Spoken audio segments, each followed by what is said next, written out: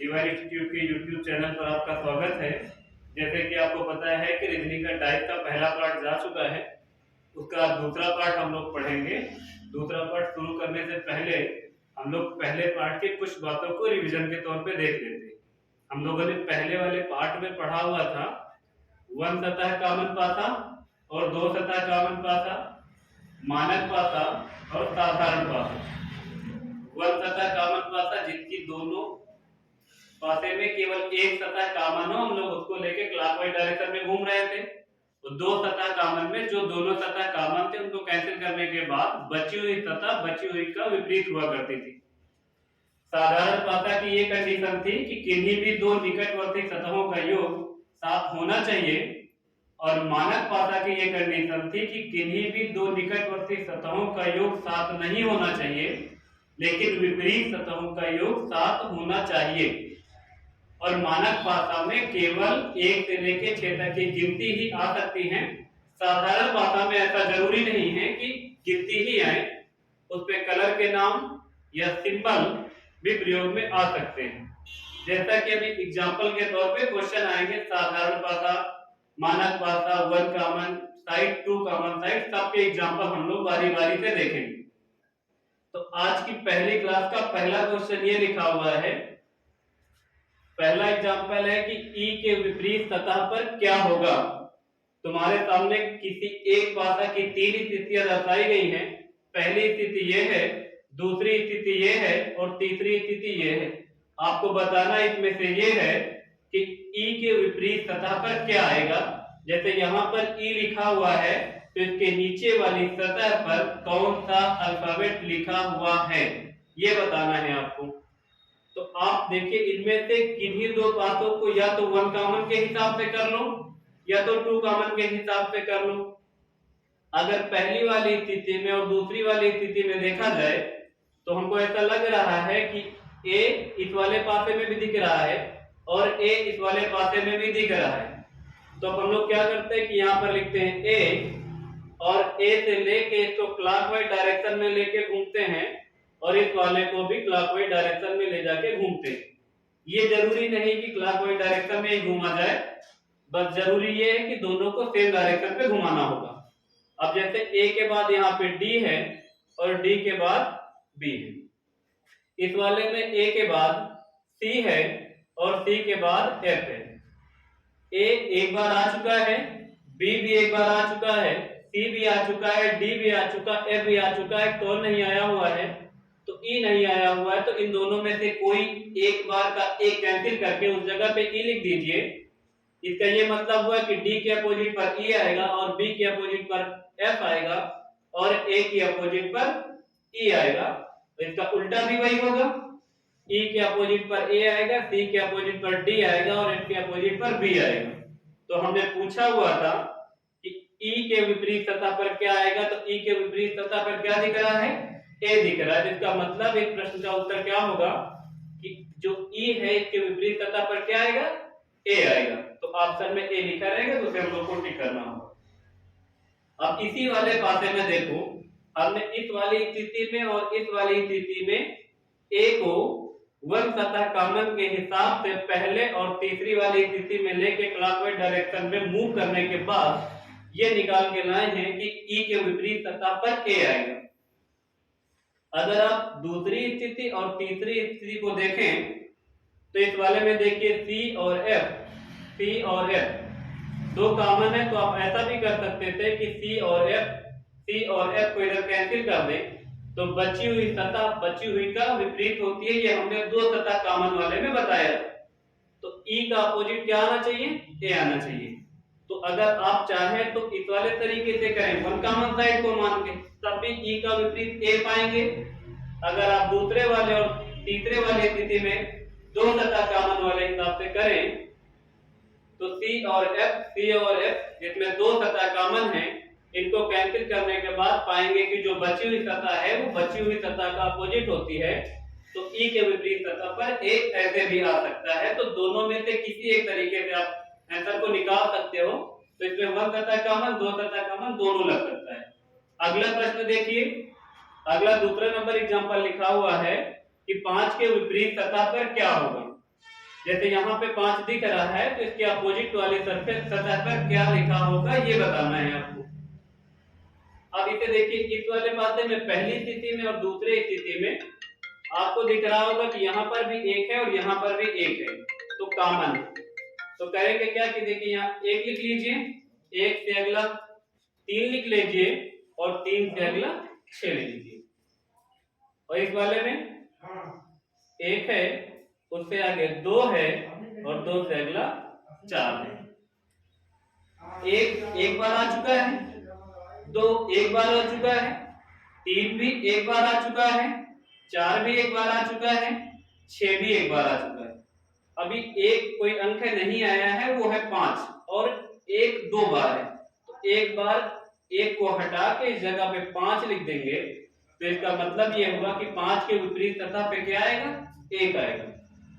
और 5 के विपरीत सतह पे क्या आएगा, यही पूछा गया था। तो आप यहाँ लिख दीजिए कि 5 के विपरीत सतह पर क्या आएगा, 1 आएगा।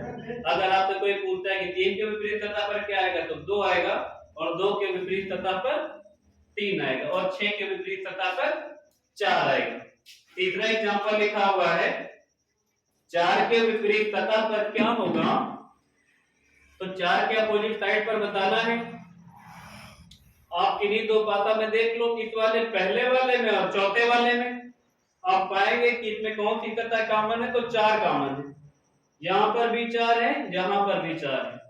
पहली वाली स्थिति में देखिए 4 से अगला 6 है, 6 से अगला 3 है और तीसरे नंबर स्थिति में 4 से अगला 2 है और 2 से अगला 1 है। 4 6 3 4 2 1, 4 2 बार आया है और इसमें कहीं 5 नहीं दिख रहा है, तो एक बार 4 को हटा के उस जगह पर 5 कैंसिल करके लिख दीजिए। अब 6 का अपोजिट 2 होगा, 2 का अपोजिट 6 होगा, 3 का अपोजिट 1 होगा और 1 का अपोजिट 3 होगा।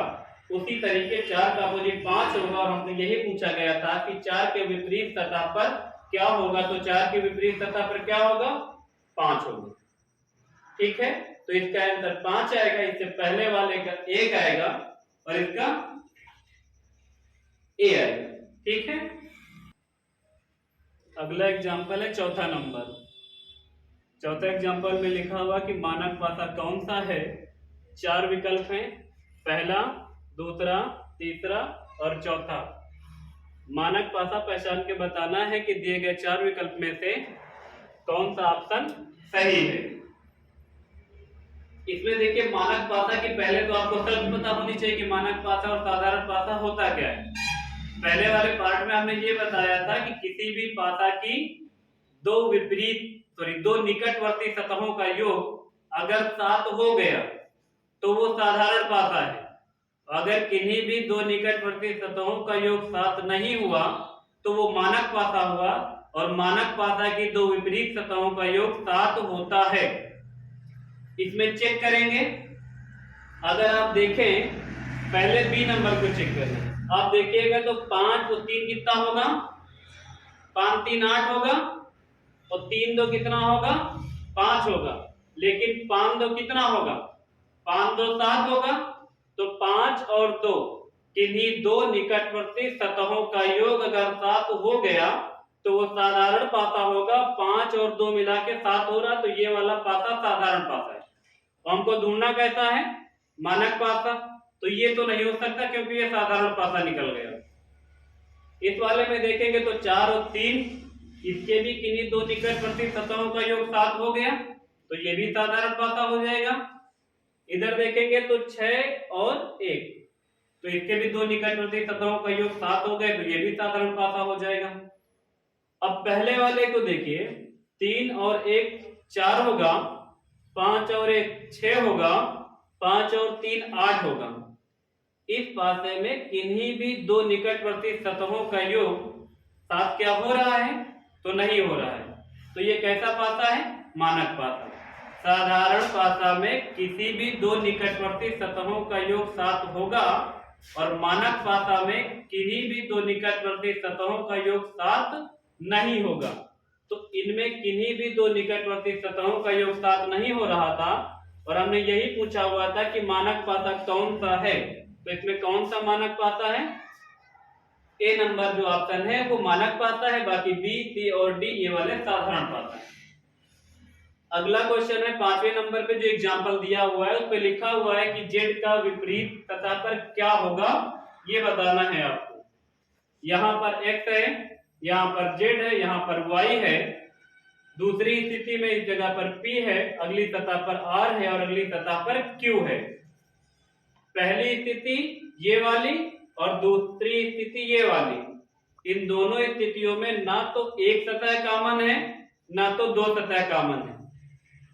x z और y, x z और y इधर कहीं नहीं है और p r और q उधर कहीं नहीं है, इसमें कोई भी सतह कॉमन नहीं है। तो अब आप ऐसा तो कर नहीं सकते हैं कि p और r को जोड़ के बता दें कि 7 होगा कि नहीं होगा। तो इस कंडीशन में ना तो एक सतह कॉमन है ना तो दो सतह कॉमन है। तो हमने आपको ये बताया था कि मानक भाषा में केवल गिनतियां 1 से 6 तक की लिखी जाती हैं और साधारण भाषा में गिनती के साथ साथ अल्फाबेट, कलर के नाम या सिंबल जैसे कि dollar, hash, star, at the rate, उस तरह के सिंबल भी बनाए जा सकते हैं। इस वाले में कोई सतह कॉमन नहीं है और ना ही गिनतियां लिखी हैं। तो ये पहली बात तो साधारण पासा है। अगर कोई पूछे कि ये कैसा पासा है तो साधारण पासा है। तो हमने पूछा हुआ कि जेड की विपरीत सतह पर क्या होगा। तो इस तरह की सिचुएशन में टॉप वाले का टॉप वाला अपोजिट होता है। इसका मतलब है कि x की विपरीत सतह पर p आएगा और z की विपरीत सतह पर q आएगा और y के विपरीत सतह पर r आएगा। इसका उल्टा भी होगा कि p के विपरीत सतह पर x आएगा, q के विपरीत सतह पर z आएगा और r के विपरीत सतह पर y आएगा। हमने पूछा हुआ था कि z की विपरीत सतह पर क्या आएगा, तो z की विपरीत सतह पर आएगा q। तो हमारे क्वेश्चन का आंसर इसमें क्या होगा, q। z की विपरीत सतह पर q मिलेगा। ऐसा इसलिए करना पड़ा क्योंकि इसमें कोई भी सतह कॉमन नहीं थी, ना तो एक सतह ना तो दो सतह, और मानक और साधारण पहचान नहीं पा रहे क्योंकि इन्हीं भी दो निकटवर्ती सतहों का योग 7 बनेगा तभी साधारण होगा और नहीं बनेगा तो मानक होगा। अब तुम p और r या p और q जोड़ के 7 तो योग बना नहीं सकते हो। तो ये इस तरह की कंडीशन में साधारण पासा माना जाएगा। इसमें x का अपोजिट p माना जाएगा, z का अपोजिट q माना जाएगा और y का अपोजिट r माना जाएगा। तो इस तरीके से z का विपरीत सतह पे q आएगा तो इस क्वेश्चन का आंसर आएगा q। जिस ऑप्शन में होगा वो सही माना जाएगा। सेम अगला लिखा हुआ है कि डॉलर के विपरीत सतह पर क्या आएगा। पहली स्थिति में प्लस का सिंबल है, फिर मल्टीप्लाई का है, फिर माइनस का है। इस वाले में डॉलर का है, हैश का है और फिर स्टार का है। कोई भी सिंबल कॉमन नहीं जा रहा है। इधर पर देखो प्लस का है, गुणा का है, माइनस का है। इधर डॉलर का, स्टार का, हैश का, कोई भी सतह कॉमन नहीं गई तो ये भी साधारण पासे की तरह हो जाएगा। इसमें प्लस का अपोजिट डॉलर होगा, डॉलर का अपोजिट प्लस होगा। यहाँ पर गुणा का अपोजिट हैश होगा और हैश का अपोजिट गुणा होगा। माइनस का अपोजिट स्टार होगा और स्टार का अपोजिट माइनस होगा। हमने पूछा हुआ था कि डॉलर के अपोजिट सतह पर क्या आएगा, तो डॉलर के अपोजिट सतह पर क्या आएगा, प्लस का सिंबल आएगा। तो इसका आंसर क्या होगा, प्लस होगा। ठीक है, अगला एग्जांपल देखेंगे 7 नंबर। अगला जो एग्जांपल है उस पे लिखा हुआ है रिक्त स्थान पर क्या होगा। रिक्त स्थान कहां पर है, तो यह यहाँ पर तीसरी वाली पोजीशन पे इस जगह पे क्वेश्चन मार्क बना हुआ है।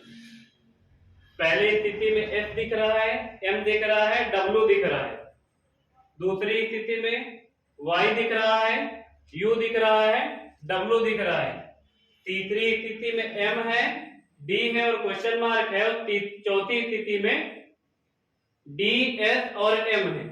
आपको बताना है कि क्वेश्चन मार्क की जगह पर कौन सा अल्फाबेट आएगा। तो आप पहले क्या करिए, जैसे इस वाले बाते में जो दूसरे नंबर की स्थिति है और अगली जो स्थिति है चौथे नंबर की, इसमें आप देख पा रहे होंगे तो डी शायद कॉमन दिख रहा है। अगर डी कॉमन दिख रहा है तो ऐसा करते हैं कि पहले डी को कॉमन मान के क्लॉकवाइज डायरेक्शन में तो घुमा लेते हैं। देखिएगा डी है और डी से अगला यू है और यू से अगला वाई है और इस वाले में डी है और डी से अगला एस है और एस से अगला एम है। अब इस वाले डी को कैंसिल करके क्या लिख लेते हैं, क्योंकि अभी कहीं पर देखेंगे तो शायद क्या नहीं आया है, W नहीं आया है, तो इस जगह पे क्या लिख लेते हैं, W लिख लेते हैं। इसका ये मतलब निकल के आया है कि W के विपरीत सतह पर D होगा और U के विपरीत सतह पर S होगा और Y के विपरीत सतह पर M होगा। आपको बताना था क्वेश्चन मार्क की अपोजिट सतह पर क्या होगा, तो तीसरे नंबर वाले सिचुएशन पर आइए। D के अपोजिट सतह M के अपोजिट सतह पर क्या होगा, अगर यहाँ पे M दिख रहा है तो इसका मतलब है कि M की विपरीत सतह पे नीचे Y होगा, और अगर यहाँ पे D दिख रहा है तो D के अपोजिट सतह पर क्या होगा, W होगा। ये कहां से तय हो रहा है, W के अपोजिट सतह पर D चला जाएगा और M के अपोजिट सतह पर Y चला जाएगा। तो W और D, अगर यहाँ D है तो पीछे W चला जाएगा और ऊपर M दिख रहा है तो नीचे Y चला जाएगा। तो क्वेश्चन मार्क की जगह पर या तो U होगा और या तो S होगा। ये चार इसलिए नहीं होंगे क्योंकि D के अपोजिट सतह पर W पीछे लिखा जा चुका होगा, पीछे वाली सतह पर, और M की नीचे वाली सतह पर Y लिखा जा चुका होगा। तो D, W, Y और M तो क्वेश्चन मार्क की जगह पर आ नहीं सकते। आने का चांस दो लोग का है, या तो U आ सकता है या तो S आ सकता है। अब इन दोनों में से इस जगह पर कौन आएगा ये तय करना होगा। अगर आप देखें यहाँ पर M है, यहाँ पर D है, और यहाँ पर भी क्या है, D है और यहाँ पर M है। अगर हम लोग यहाँ पर M और D दो सतह कॉमन के हिसाब से इन दोनों को कैंसिल कर दें तो बची हुई सतह का विपरीत हुआ करती थी। तो इसका मतलब अगर यहाँ S है तो यहाँ S का अपोजिट होना चाहिए, और S यहाँ पर है तो इसका अपोजिट यहाँ पर क्या है, U है। इसका मतलब है कि क्वेश्चन मार्क की जगह पर क्या आएगा, U आएगा, U। क्योंकि यहाँ पे हमने M और D दो सतह कॉमन के हिसाब से काट दिया तो बची हुई का विपरीत होगी। दो सतह कॉमन का यही रूल तो था कि दो सतह कॉमन अगर कैंसिल करेंगे तो बची हुई का विपरीत होगी।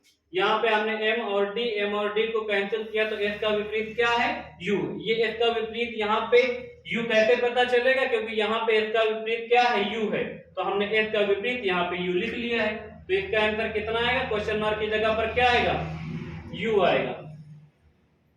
अगला भी इसी तरह का है। अभी नीचे वाले दो सेम हैं, तो अगर इसमें नहीं समझ में आया होगा तो नीचे वाले दो पे कंफर्म हो जाएगा। इस वाले में भी देखिए सेम चीज बतानी है कि रिक्त स्थान पर क्या होगा, ये क्या लिखा जाएगा। यहाँ पे रिक्त स्थान ये यहाँ पर है चौथी स्थिति में, जिसको हमने राउंड सर्कल में बंद किया है, ये क्वेश्चन मार्क है। आप देखेंगे कि पहले स्थिति और दूसरे स्थिति में शायद अब की बार दोनों में A कॉमन है, तो हम लोग A कॉमन है तो A को लिख लेंगे, क्लॉकवाइज डायरेक्शन में घूम जाएंगे। A के बाद B है और B से अगला C है। इस वाले में A से अगला D है और D से अगला F है।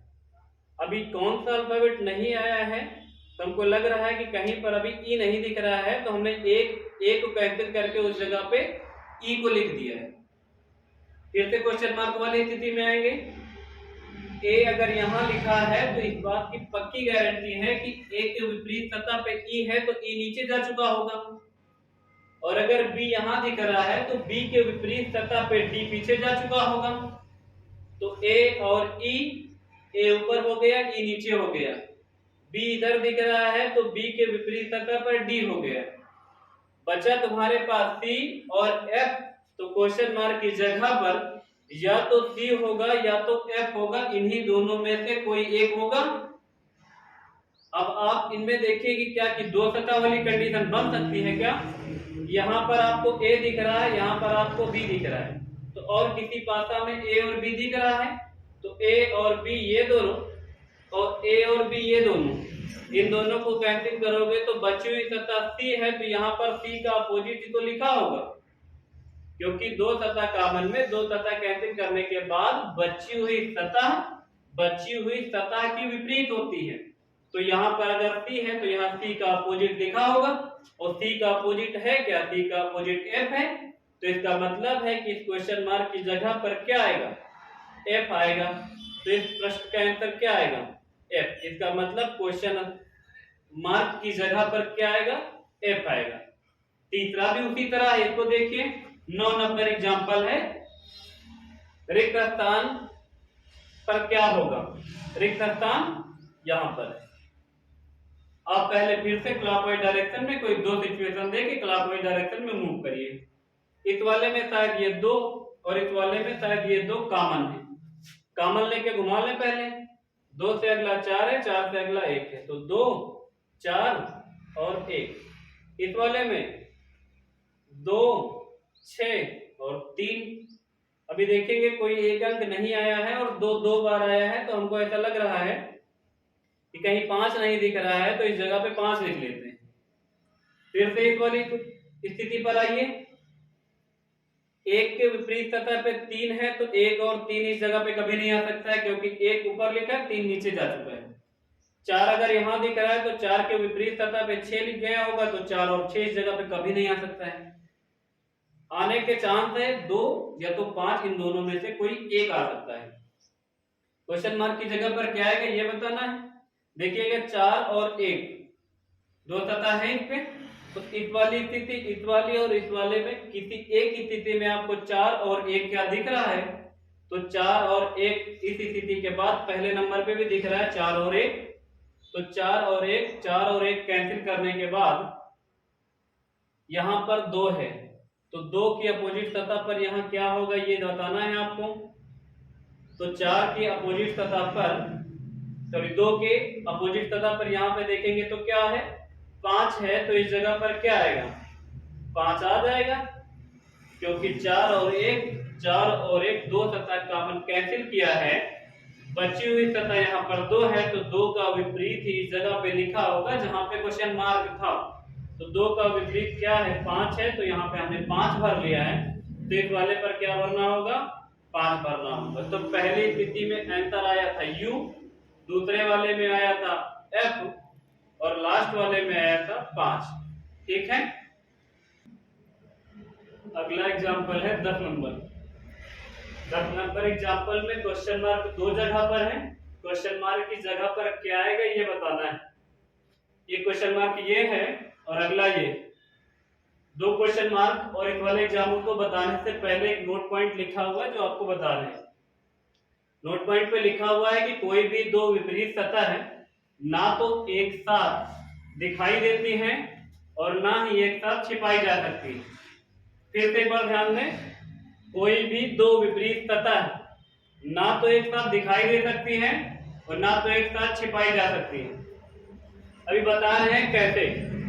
क्वेश्चन मार्क की जगह पर क्या आएगा, ये दो क्वेश्चन मार्क बने हैं, आप इसे कैसे करेंगे तो देखिए।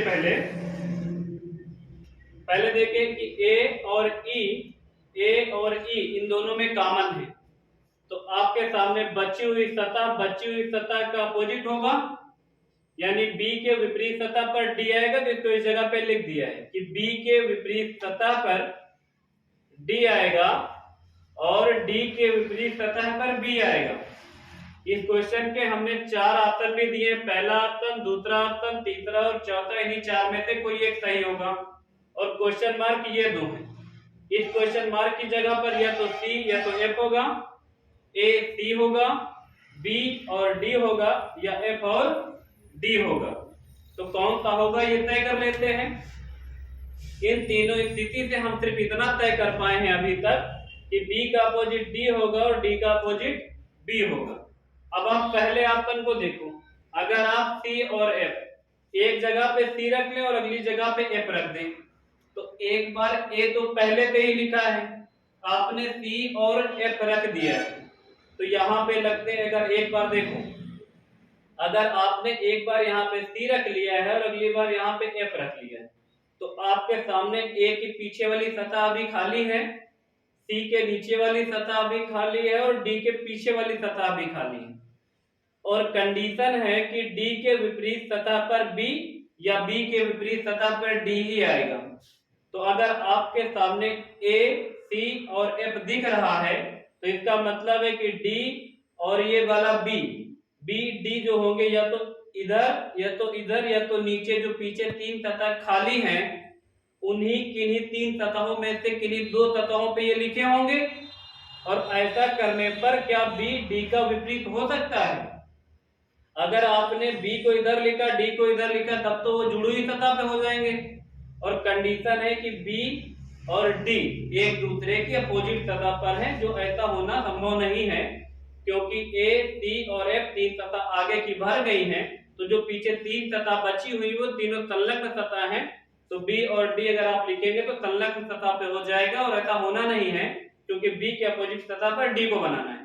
तो आप यहाँ पर सी और एफ नहीं लिख सकते हैं। अगर आप अगला लिखेंगे तो आप देखिए यहाँ पर ए लिखा है और यहाँ पर सी। एक बार ए ऑलरेडी एक बार आ चुका है, तो क्या दोबारा यहाँ पर हम ए लिख सकते हैं? तो नहीं लिख सकते हैं, क्योंकि एक पासे की 6 सतह होती है और एक सतह पे एक ही अंक लिखा जाता है। तो एक बार ए लिखा जा चुका है तो दोबारा ए लिखना नहीं है। तो ये वाला ऑप्शन तो बिल्कुल भी गलत है। पहला भी चेक किया है, नहीं हुआ है। दूसरा भी हम लोगों ने चेक कर लिया, ये भी नहीं हुआ है। तीसरे पे अगर आप एक बार यहाँ बी लिखते हैं और यहाँ एक बार आप डी लिख देते हैं, तो आप देखिए बी और डी एक दूसरे का अपोजिट है, इस पे रख देते हैं। तो देखिए बी और डी रखने पर ये तो दोनों निकटवर्ती सतह पे आ गए हैं, क्योंकि अगर यहाँ बी रखा गया तो इसका मतलब डी का अपोजिट तो नीचे होना चाहिए, जो नहीं दिखना चाहिए था, और ये बगल में आ गए, दिख गया, तो ये वाला भी ऑप्शन गलत होगा। अब इस वाले को रख के देखिए जो लास्ट में है।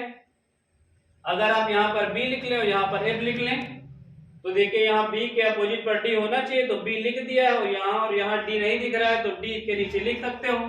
और जो एफ का अपोजिट होगा वो इसके पीछे चला जाएगा, जो ए का अपोजिट होगा वो इसके पीछे चला जाएगा। तो इस वाले नोट पॉइंट को फिर से ध्यान से देखो। कोई भी दो विपरीत सतह ना तो एक साथ दिखाई देती हैं और ना ही एक साथ छिपाई जा सकती है। तो आप सिंपल से याद रख रहे हैं कि बी और डी में से कोई एक दिख रहा है, तो बी अगर है तो इसके नीचे डी जा सकता है। तो ये वाला ऑप्शन लिखे जाने की पूरी संभावना है और यही वाला ऑप्शन सही है। सेम ऐसा नीचे वाला है, अगर किसी को डाउट रह गया है तो दूसरे वाले में देख लीजिए। इस वाले पर भी बना है, डबल क्वेश्चन मार्क के स्थान पर क्या आएगा ये बताना है। दोनों क्वेश्चन मार्क किस जगह पर है। अब देखिए पहले 4 और 1 दोनों कैंसिल कर दोगे, तो बची हुई सतह बची हुई का अपोजिट कर देंगे। तो इसका मतलब है कि 3 के विपरीत सतह पर क्या आएगा, 2 आएगा। इस जगह पे लिख दो 3 के विपरीत सतह पर 2 और 2 के विपरीत सतह पर 3 आएगा। क्वेश्चन मार्क पर देखिए क्या आएगा। पहला ऑप्शन है आपके पास 3 2, दूसरा ऑप्शन 1 3, तीसरा ऑप्शन है 4 5 और चौथा ऑप्शन है 2 और 6। अब पहले वाले ऑप्शन को रख के देखिए, आप अगर यहाँ पे 3 रख लें और यहाँ पर 2 रख लें, तो 3 2 का अपोजिट है, तो जुड़ी हुई सतह पे कैसे आ सकता है। तो ये वाला बिल्कुल नहीं हो सकता है, क्योंकि 3 2 का अपोजिट है और 2 विपरीत सतह है, ना तो एक साथ दिख सकती है ना तो एक साथ छिपाई जा सकती है। तो ये वाला गलत है, पहला नहीं रखा जा सकता है। दूसरा इसलिए नहीं रखा जा सकता क्योंकि एक ऑलरेडी पहले से है, तो कोई दो सतह पे एक तो लिखा नहीं जा सकता कि 2 सतह पे एक लिख देंगे, तो ये भी नहीं रख सकते हैं। इस वाले को अगर आपने एक जगह पे 4 और एक जगह पे 5 रख लिया है, तो 3 और 2 में से यहाँ पे कोई नहीं दिख रहा, एक 1 हो गया, एक 4 हो गया, एक 5 हो गया है। तो 3 और 2 को आप लिखोगे कहाँ, जो बची हुई पीछे 3 सतह है जो नहीं दिख रही है आपको, उन्हीं पे तो लिखोगे। एक 3 इधर लिख लोगे, 2 इधर और नीचे खाली है। तो बताओ 3 और 2 अगर पीछे वाली 3 सतहों पे कहीं पे लिखोगे तो अपोजिट सतह पे थोड़ी जाएगा, फिर वो तो निकटवर्ती सतह पे आ जाएगा। तो इस जगह पे 4 और 5 में नहीं हो सकता, तो ये वाला ऑप्शन भी गलत होगा। अगर आप इस वाले ऑप्शन को रख के देखें, इस जगह पे 2 कर लें और इस जगह पे 6 लिख लें, तो देखिए 2 का अपोजिट सतह पे पीछे 3 आसानी से लिख जाएगा, 6 के अपोजिट पे जो उसका होगा वो लिख जाएगा और 1 के विपरीत सतह पे वो लिख जाएगा। तो इसमें कौन सा ऑप्शन सही होगा, 3 नंबर ऑप्शन सही होगा। ठीक है, तो इसका ऑप्शन होगा डी नंबर। 2 और 6 लिखा जा सकता है, इस वाले पे एफ और बी लिखा जा सकता है। ठीक है, अगला एग्जांपल है खुला पासा। खुले पासे की कंडीशन देखिएगा, एग्जांपल नंबर 12 है। कौन सी आकृति बनाई जा सकती है। आपके सामने की स्थिति दर्शाई गई है प्रसारित पासे की। प्रसारित पासा या खुला पासा या ओपन डाइस, तीनों एक ही चीज है। यह प्रसारित पासा दिखाया गया है। प्रसारित पासा की 6 के 6 सतह आप देख सकते हो, बंद पासा की आप एक बार में 3 ही सतह देख सकते हो। प्रसारित पासा दिख रहा है 1 2 3 4 5 6, 6 की 6 सतह आपको दिख रही है। आपको बताना है कि इस वाले पासे को अगर फोल्ड करो तो दिए गए 4 ऑप्शन में से किस तरह से बन जाने की संभावना है। दिए गए 4 विकल्प में से कोई एक सही है, आपको वो वाला बताना है कि कौन सी आकृति बनाई जा सकती है। पहले तो देखो, इसमें एक खाना छोड़ के जो अगला होता है वो एक दूसरे का विपरीत होता है। इसका ये मतलब है कि B का विपरीत क्या होगा, तो W होगा। तो आप इस जगह पे लिख दो कि B के विपरीत सतह पर क्या आएगा, W आएगा। अगला देखिए, तो B का अपोजिट तो W हो जाएगा, और जरूरत के हिसाब से आप चाहें तो इस वाले R को इस जगह पे सेट कर सकते हो। तो R को एक खाना छोड़ के अगला अपोजिट होना है, तो R का अपोजिट क्या हो जाएगा, O हो जाएगा। तो R का अपोजिट क्या होगा, O हो जाएगा। और बची हुई सतह का अपोजिट, बची हुई सतह हो जाएगी G का अपोजिट Y हो जाएगा। तो G के विपरीत सतह पर क्या आएगा, Y आएगा। कोई भी दो विपरीत सतह एक साथ दिख नहीं सकती है। आप पहले वाले ऑप्शन में देखें, अगर आपको G दिख रहा है तो G का अपोजिट नहीं दिखना चाहिए। तो यहाँ G दिखा तो G का अपोजिट सतह Y नहीं दिखना चाहिए, Y दिख गया। तो इसका मतलब है प्रसारित पासे को बंद करके इस तरीके से नहीं बनाया जा सकता। तो पहला ऑप्शन गलत है। दूसरा ऑप्शन देखेंगे, B दिख रहा है तो B का अपोजिट W नहीं दिखना चाहिए, तो W दिख गया है। तो इसकी भी विपरीत सतह, अगर B यहाँ पर लिखा हुआ है तो W को इसके नीचे होना चाहिए, चाहे तो हमको नहीं दिखना चाहिए था। और यहाँ पे दिख गए तो ये वाला भी ऑप्शन गलत होगा। अगला देखिए, अगर आपको R दिख रहा है टॉप पे, तो R के अपोजिट साइड यानी बॉटम पे R का अपोजिट O लिखा होना चाहिए, और O दिख भी नहीं रहा तो R का अपोजिट O नीचे है। और इसके बाद देखिए, B का अपोजिट आपको W नहीं दिखना चाहिए, W भी नहीं दिख रहा है। और G का अपोजिट Y नहीं दिखना चाहिए, Y भी नहीं दिख रहा है। तो इस वाले पासे में इन तीनों का अपोजिट नहीं दिख रहा है, तो ये वाला बनाया जा सकता है। इस वाले में देखे, G का अपोजिट आपको Y नहीं दिखना चाहिए था और ये दिख गया, क्योंकि G का अपोजिट Y नीचे होना चाहिए, तो ये दिख गया, तो ये वाला नहीं बन सकता है। तो इस वाले एग्जाम्पल में कौन सी आकृति बनाई जा सकती है, यानी इस प्रसारित पासे को अगर आप फोल्ड करोगे तो किस तरीके से दिख सकता है, तो तीसरा ऑप्शन C नंबर जो है इस तरीके से दिख सकता है। पहला, दूसरा और चौथा नहीं दिख सकता है। जो नीचे 13 नंबर एग्जाम्पल लिखा, इसमें भी यही बताना है जो ऊपर वाले में बताया गया है कि कौन सी आकृति बनाई जा सकती है। इसका मतलब है कि प्रसारित पासे को अगर फोल्ड करो तो दिए गए 4 विकल्प में से किस तरीके से नहीं दिखेगा। एक खाना छोड़ के अगला अपोजिट होता है, इस वाले में B के बाद ये वाला एक खाना छोड़ेंगे तो B का अपोजिट C हो जाएगा। तो इस जगह पे हम लिखे दे रहे हैं कि B का अपोजिट क्या होगा, B का अपोजिट C हो जाएगा। और इसके बाद इस वाले L को जरूरत के हिसाब से इधर खिसका लो, या जरूरत के हिसाब से K को इधर सेट कर लो। तो अगर यहाँ पर K हो जाएगा तो K का अपोजिट L हो जाएगा, क्योंकि एक खाना छोड़ तो दिया C वाला, तो K का अपोजिट L होगा। तो यहाँ लिख लो K का अपोजिट L, और बचा हुआ P का अपोजिट क्या लिख लो, N। तो यहाँ लिख लो P का अपोजिट N। अब फिर से 4 ऑप्शन में चेक कर लो कौन सा बनाया जा सकता है। अगर आपको L दिख रहा है तो L का अपोजिट फिर नहीं दिखना चाहिए। L दिख गया तो L का अपोजिट K नहीं दिख रहा है, तो नहीं दिख रहा है। P का अपोजिट N नहीं दिखना चाहिए, नहीं दिख रहा है।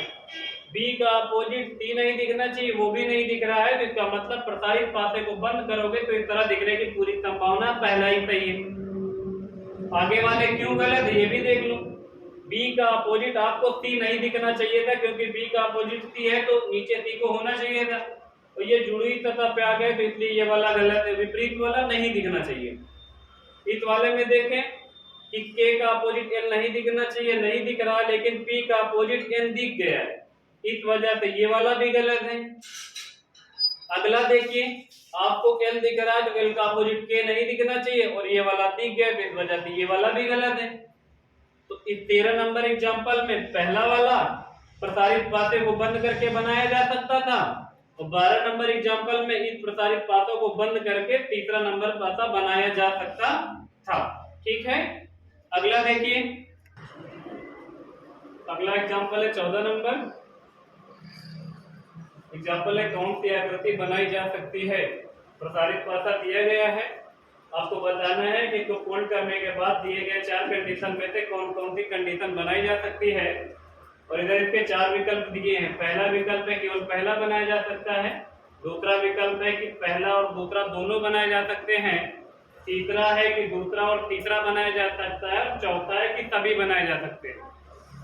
तो देखिए इसमें क्वेश्चन मार्क का विपरीत क्या होगा, तो क्वेश्चन मार्क के विपरीत पर एक ब्लाइंड वाला पार्ट हो जाएगा जो खाली है, और इस वाले पर जो परसेंटेज का निशान, सॉरी डिवाइड का निशान है, इसका अपोजिट भी एक खाली वाला पार्ट हो जाएगा, और के का अपोजिट जो होगा वो एक कैसा पार्ट हो जाएगा जिसके अंदर एक त्रिभुज बना हुआ है। तो आप देख लीजिए कौन सा इसमें बनाया जा सकता है, कौन सा नहीं बनाया जा सकता। हमको बताना है कि कौन सी आकृति बनाई जा सकती है। दिए गए 4 आकृति में हो सकता है कि चारों बन जाए, या हो सकता है कि एक या तो 2 बन जाए। 4 ऑप्शन दिए हैं, तो ऑप्शन के हिसाब से आपको बताना है कि कौन सा ऑप्शन सही होगा। पहली वाली आकृति देखेंगे, यहाँ पे देखिए के दिख रहा है, तो के का अपोजिट आपको ये वाली आकृति नहीं दिखनी चाहिए, तो ये वाली दिख गई है, तो ये वाला पासा नहीं बनाया जा सकता। के का अपोजिट एक त्रिभुज था, वो नहीं दिखना चाहिए, दिख गया, तो ये वाला नहीं बनाया जा सकता है। तो हमको वो वाला ढूंढना है कि कौन सा बनाया जा सकता है। दूसरे नंबर पे देखिए के विपरीत सतह पर त्रिभुज नहीं दिखना चाहिए था, नहीं दिख रहा है। क्वेश्चन मार्क के अपोजिट सतह पर खाली वाला पार्ट नहीं दिखना चाहिए, वो भी नहीं दिखा है। और उसके बाद डिवाइड के ऑप्शन पे उसके सामने विपरीत सतह खाली वाली वो भी नहीं दिखनी चाहिए, वो भी नहीं दिख रही, तो ये वाला बनाया जा सकता है, तो ये हमारे लिए सही है। और वही 3 सिंबल का प्रयोग करके ये वाला भी बनाया गया, तो ये वाला भी बनाया जा सकता है। इस वाले में देखेंगे क्वेश्चन मार्क का अपोजिट के नहीं दिखना चाहिए, नहीं दिख रहा। क्वेश्चन मार्क का अपोजिट खाली वाला पार्ट नहीं दिखना चाहिए, वो नहीं दिख रहा है। डिवाइड का जो अपोजिट वाला नहीं दिखना चाहिए, वो भी नहीं दिख रहा, इस वजह से ये दोनों बनाए जा सकते हैं। चौथा वाला जो है क्वेश्चन मार्क अगर दिख रहा है तो उसके साथ खाली वाला पार्ट नहीं दिखना चाहिए, नहीं दिख रहा है, लेकिन के का अपोजिट त्रिभुज है और त्रिभुज दिख गया है। अगर के यहाँ पर है तो इसका अपोजिट तथा नीचे होना चाहिए, तो ये वाली आकृति नहीं बनाई जा सकती। तो ये प्रसारित पासे को बंद करने के बाद दूसरे और तीसरी आकृति बनाई जा सकती है। तो इसमें दूसरा और तीसरा किस नंबर पे, 3 नंबर पे, तो इस पे ये वाला सही हो जाएगा। अगला 15 नंबर एग्जांपल है कि कौन सी आकृति नहीं बनाई जा सकती। अब की बार हमको इन 4 आकृति में वो वाली आकृति ढूंढनी है जो नहीं बनाई जा सकती है। तो देखिए पहले इसमें एफ का अपोजिट बी होगा, क्योंकि एक खाना छोड़ के अगला वाला उसका अपोजिट होता है। तो यहाँ पे आप लिख सकते हैं एफ का अपोजिट बी है, और ई का अपोजिट सी है, और ए का अपोजिट डी है। एफ का अपोजिट बी है और ई का अपोजिट सी है, और बची हुई तथा ए का अपोजिट डी है। अब की बार आपको बताना है कि कौन सी आकृति नहीं बनाई जा सकती है। देखिए अब पहले वाले में एफ का अपोजिट बी दिख गया है, तो ये वाली नहीं बनाई जा सकती, और हमको वही वाली ढूंढनी है जो नहीं बनाई जा सकती। तो ये वाली एक नहीं बनाई जा सकती है। एफ का अपोजिट बी देखिए कहीं दिख रहा है, नहीं दिख रहा है। ई का अपोजिट सी कहीं दिख रहा है, तो नहीं दिख रहा है। डी का अपोजिट ए भी कहीं नहीं दिख रहा, तो ये वाली आकृति बनाई जा सकती है, और हमको ना बनाई जाने वाली ढूंढनी है, तो ये वाली बन सकती है, तो ये हमारे लिए गलत है। इस वाले में देखेंगे कि ई का अपोजिट सी दिख गया है, तो ये वाली नहीं बनाई जा सकती, तो ये वाला भी सही कर लेना है, क्योंकि हमको वो वाली ढूंढनी है कि कौन सी आकृति नहीं बनाई जा सकती। अगले चौथे नंबर पे देखेंगे ई का अपोजिट सी तो नहीं दिख रहा है, लेकिन डी का अपोजिट ए दिख गया है, क्योंकि यहाँ पे देखिए डी का अपोजिट ए है, तो ये वाला भी दिख गया, तो ये वाली आकृति भी नहीं बनाई जा सकती। तो पहला, तीसरा और चौथी ये 3 आकृति नहीं बनाई जा सकती। पहला ऑप्शन तुम्हारे पास था कि केवल पहली आकृति नहीं बनाई जा सकती है, दूसरा है कि केवल पहली और तीसरी नहीं बनाई जा सकती, तीसरा है कि पहली, तीसरी और चौथी नहीं बनाई जा सकती। तो यही वाला सही है, पहली, तीसरी और चौथी 3 आकृति नहीं बनाई जा सकती है। और पहले वाले में बताना था कि कौन सी बनाई जा सकती है, तो दूसरा और तीसरा बनाई जा सकती है, तो उसका भी 3 नंबर ऑप्शन सही और इसका भी 3 नंबर ऑप्शन सही है। ठीक है, फिर आज के लिए इतना ही। Thank you class, thank you so much.